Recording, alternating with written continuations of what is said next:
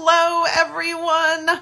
Brenda Florida here, certified life coach, and you are at today's episode of Delight and Desire.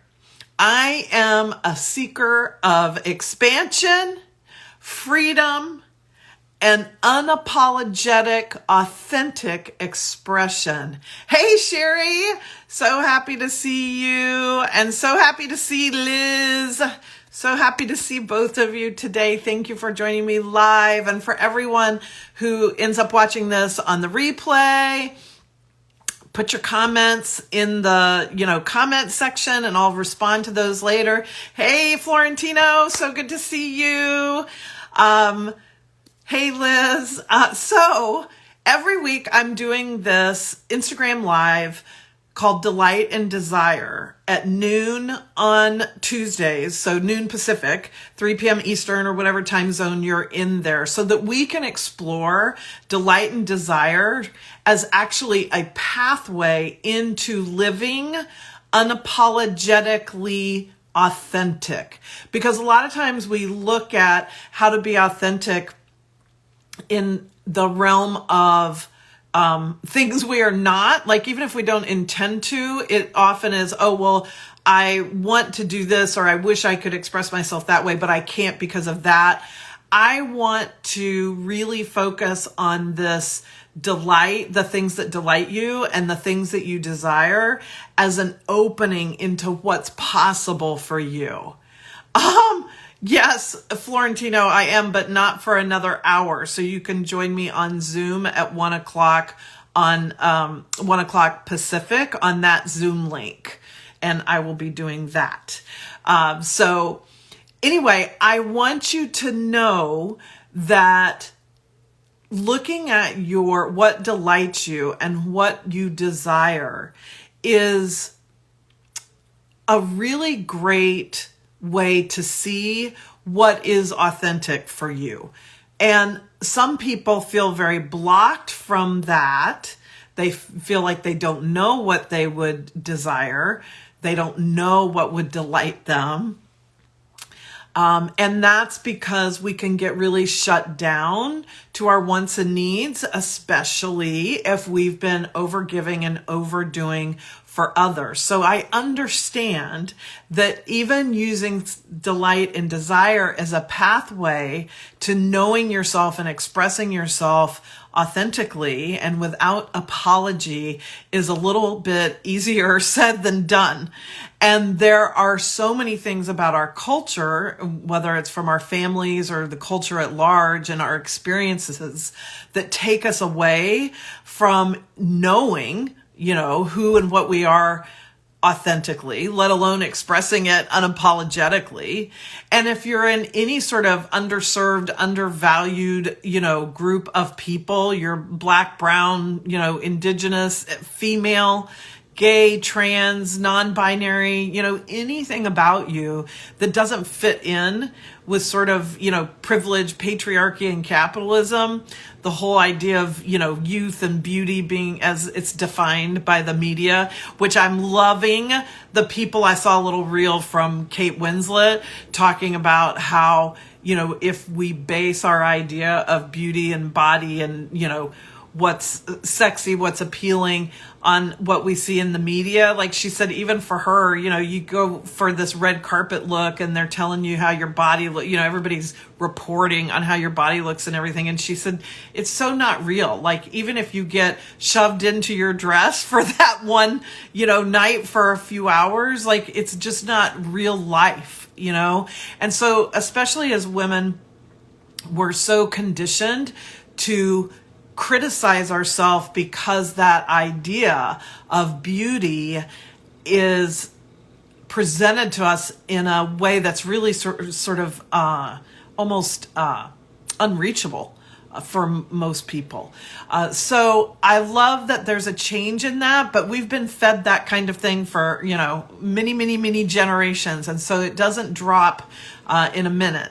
And so there are many ways that you have probably been conditioned not to be your authentic self. and to, in fact, maybe even be ashamed, of who you are or your body or the way you are. You're too loud. You're too, gregarious. You want too much. I have been shamed for those kinds of things my entire life. And so it just becomes this internalized sort of like there's something wrong with me because I'm so different than what these other people are. So what I know for sure is that when we elevate ourselves to the truth of our authentic self, there is a natural elevation then in how we engage in our relationships, professionally, personally. It's how by changing ourselves, we change the world. So this space here every week for these, basically 30 minutes is a place of acceptance and non-judgment where we can come together and talk about, without apology, what delights us and what our desires are. One quick delight for me this week, I have a post on it in my Instagram profile. I found these purple tulips when I was buying groceries at Trader Joe's. If you're lucky enough to have a Trader Joe's in your market, not only do I love their food, and the groceries they provide, but the flower selection at the price point is really lovely. So I got, it must be 24 purple tulips that are sitting in a white pitcher that I have. And I love it, love it, love it. It delights me every time I walk in the room, every time I see it. I have a hummingbird feeder out my front door. I love having the hummingbirds come and feed there. So there's so many ways we can elevate our lives and our expression. And while it may seem like these purple tulips are not going to help me express myself authentically today, they do actually, because these little deposits are a lot of what allow for the bigger things. When I need to step out and say something, that may be controversial or may, whatever, be too much for some people. I'm curious for those of you who are here live, and if you're listening, to the replay, put it in the comments. I'm curious if you've ever been told you're too much in some way, like you're too loud, you're, maybe vocally, right? I have a loud voice. I got told I was too loud all the time, too much, right? I love big, bold things. I've got my pearls and my, sparkles on today. It's just too much. And I have been told I am too much my whole life. And I'm wondering if those of you who are, listening can relate to that. And the funny thing is for so many years, I internalized that and tried to sort of tame myself. It's the opening story in Glennon Doyle's Untamed, her newer book, Untamed, is so good. And she tells this story about a cheetah in the zoo and how they, use a dog and a fake rabbit to have it run around its little, compound, its little space, to sort of demonstrate to those who are watching how fast the cheetah can run. And then it just sits there. And Glennon tells the story of how she realized watching it that it was part of the reason that was possible because this cheetah forgot what it was like to be a cheetah in the wild because it hadn't experienced that. It was, raised in captivity. And I probably botched that story some, but you get my point. We are like cheetahs who can run 100 miles an hour, but we've been taught to just run around in a circle and be happy with that and then sit and wait for the applause. And as women especially, but this happens to all kinds of people for all kinds of reasons. There's so much pressure to lose who we truly are in order to conform with whatever society's idea at the time is of what we should be, that we get trapped in that. And to me, what I find with myself and in coaching hundreds of people is that when we can get focused on our delights, I use kind of delight for in the smaller ways. I just love that word. So things that really, just light your eyes up, make your soul feel happy, a couple dozen purple tulips in a vase. those sorts of delights, and then the deeper desires, the desire I have to even do this live, let alone be a life coach. Like my desire for being a life coach is very high. And even my desire for doing this show every week is very high. So like, it doesn't matter what's going on. I did an episode when I was on vacation. Normally I would never schedule. I'm not a person who works when she's on vacation. I put it all away. I walk away from it. That's part of what I love. But I had just started this series and I didn't want to take a week off. So during vacation, I still came in live and we did the episode, and I loved it. It's such a desire that even though the idea of quote unquote working on vacation is not something I would normally ever do, this didn't feel that way. So let me go to the comments now. Okay, so Sherry says, you were told you were too many times to count.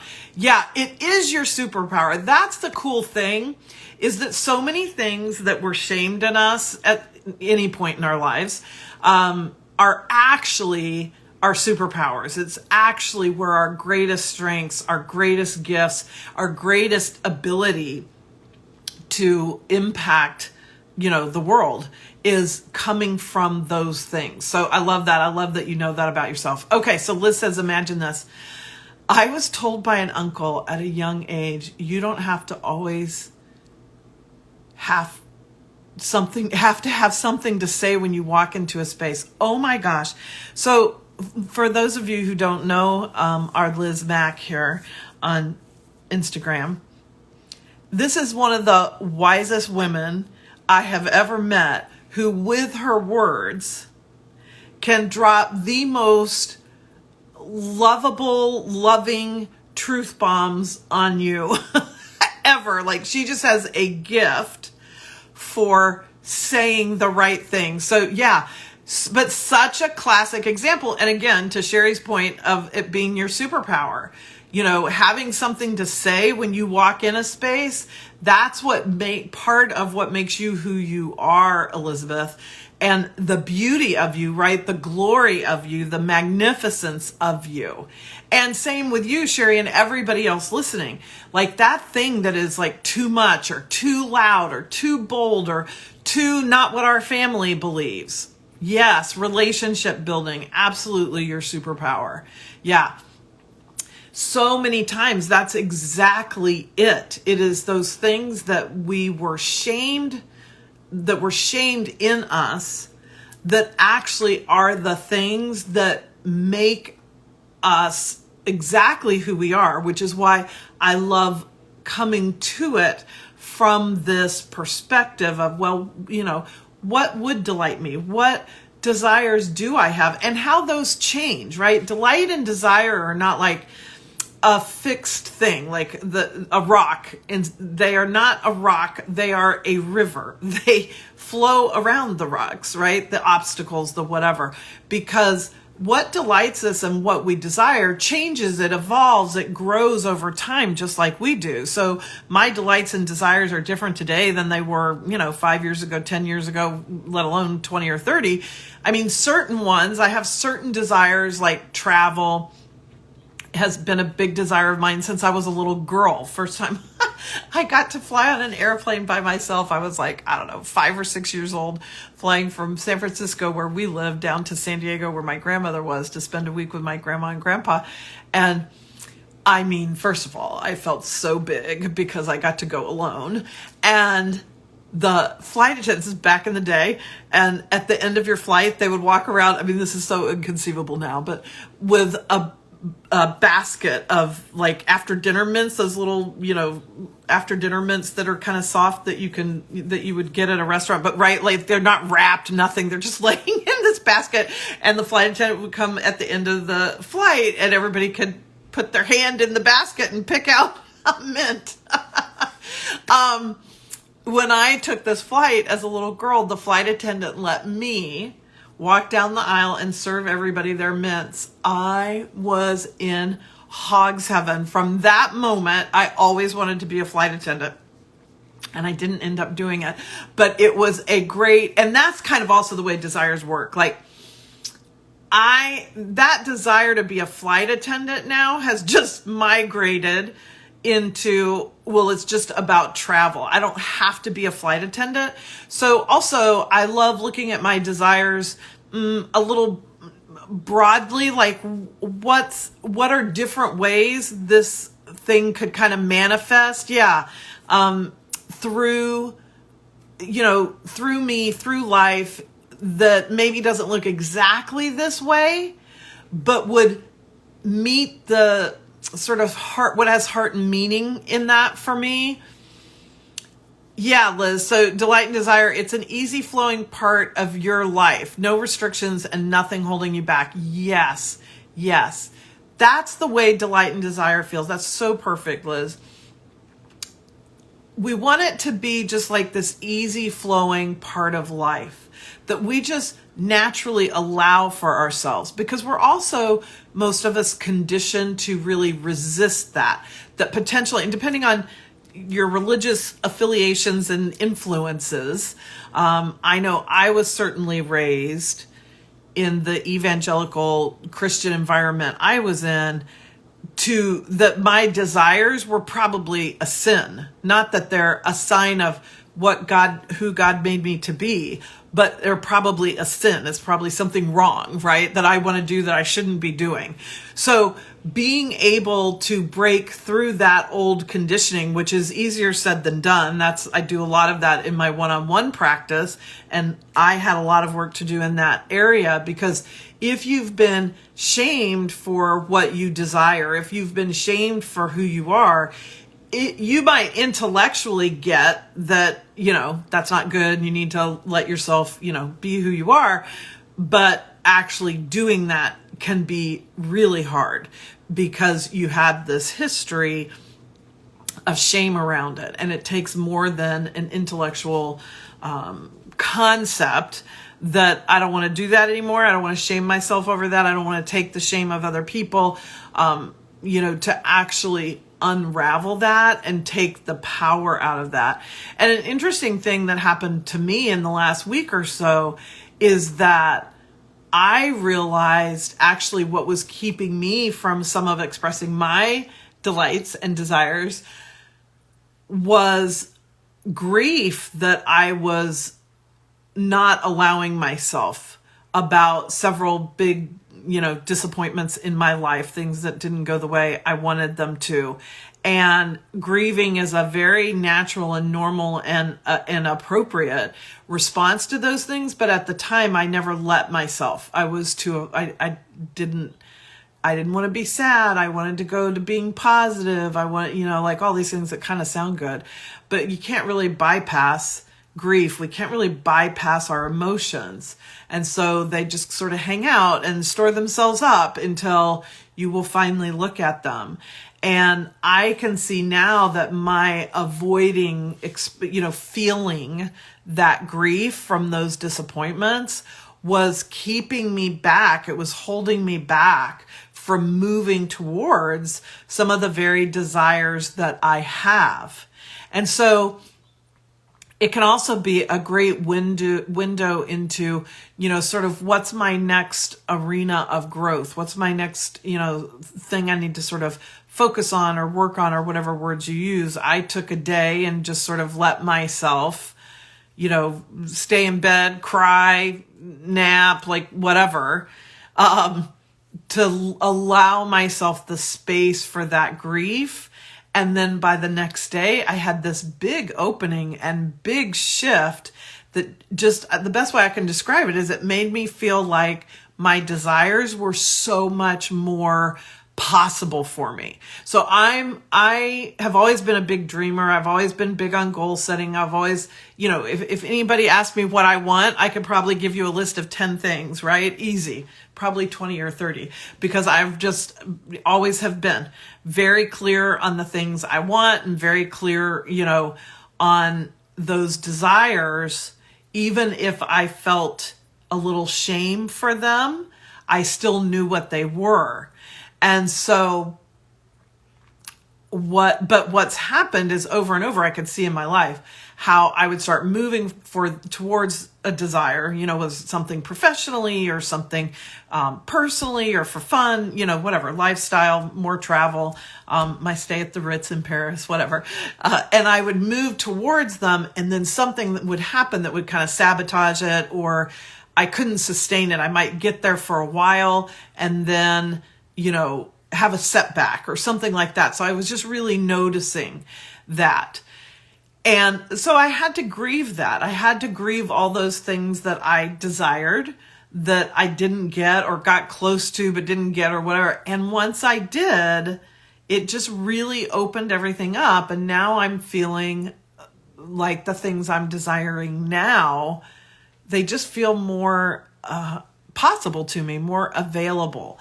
So I'm curious if and it may not be grief, there could be something else. It could be anger or something like that you have avoided expressing in your life that, possibly is keeping you from either, sort of accomplishing or manifesting, whatever word you want to use, the desires that you have, or maybe keep you from knowing what those desires are.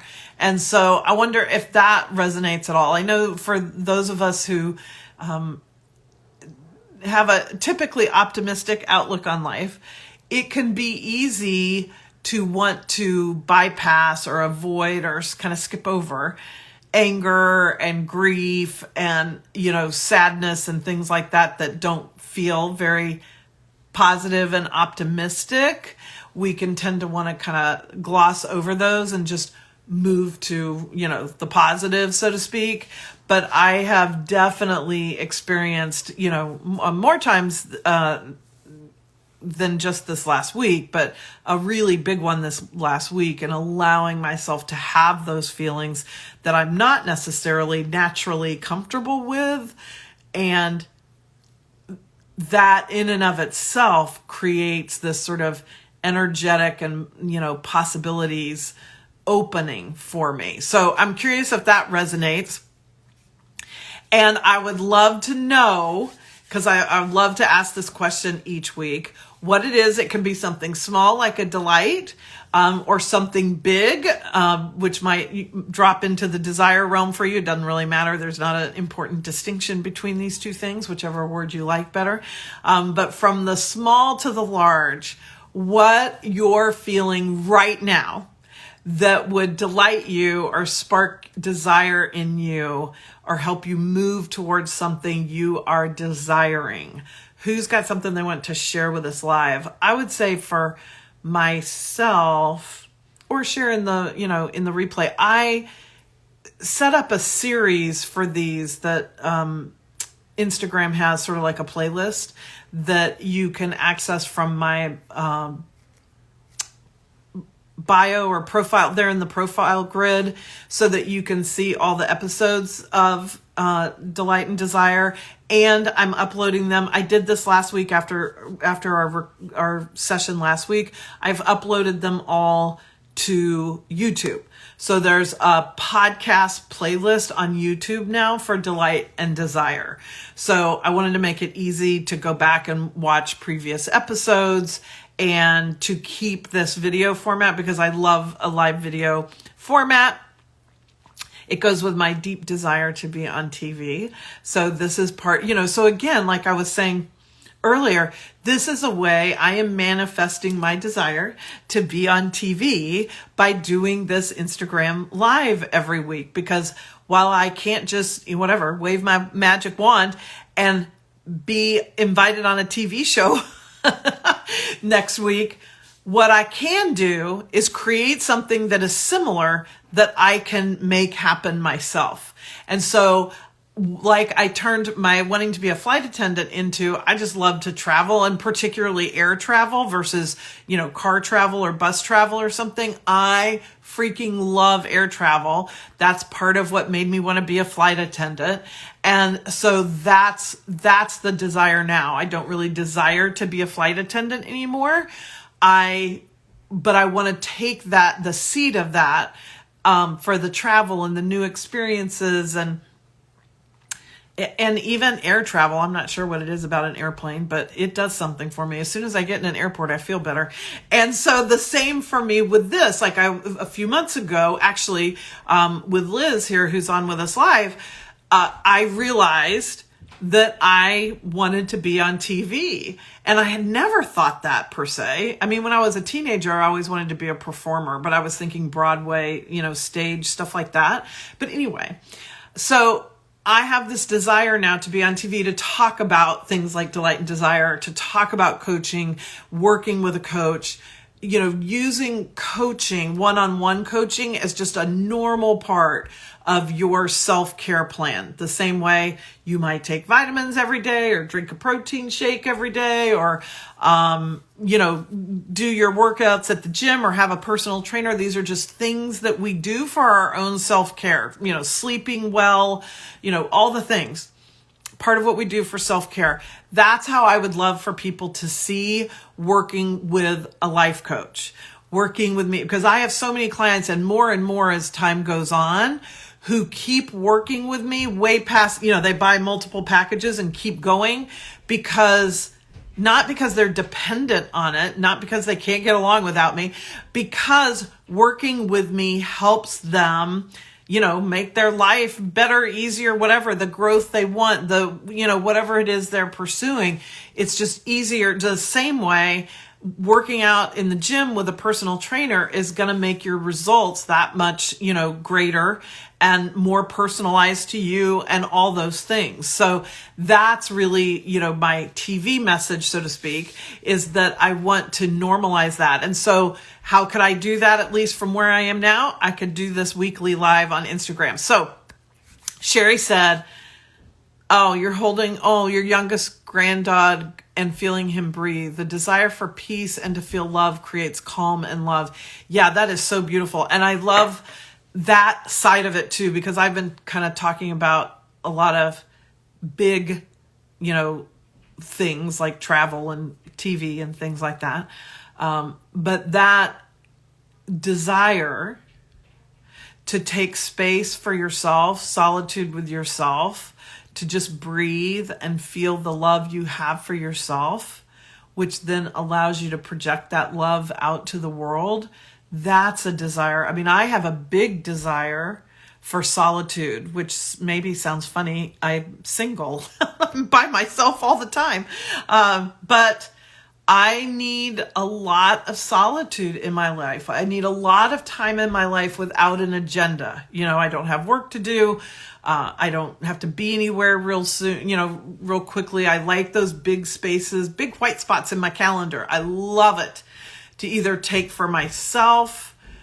Sometimes I'll get, a creative spark and I'll end up doing something that is creating for my work, but it doesn't feel the same as work because I'm flowing with that creative expression.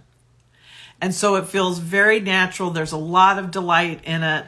It's definitely a desire, and it's coming from that sort of open space of peace and love, and without the pressure of an agenda or the pushing for a deadline or something like that.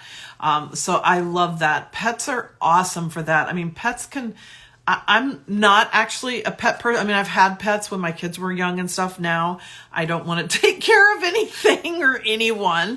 So I have no pets, no house plants, no nothing like that needs taken care of in my life. I do change out the hummingbird food when they finish it every week or so. And occasionally I have fresh cut flowers, but I have cut flowers that I know are going to die instead of a plant I need to keep alive.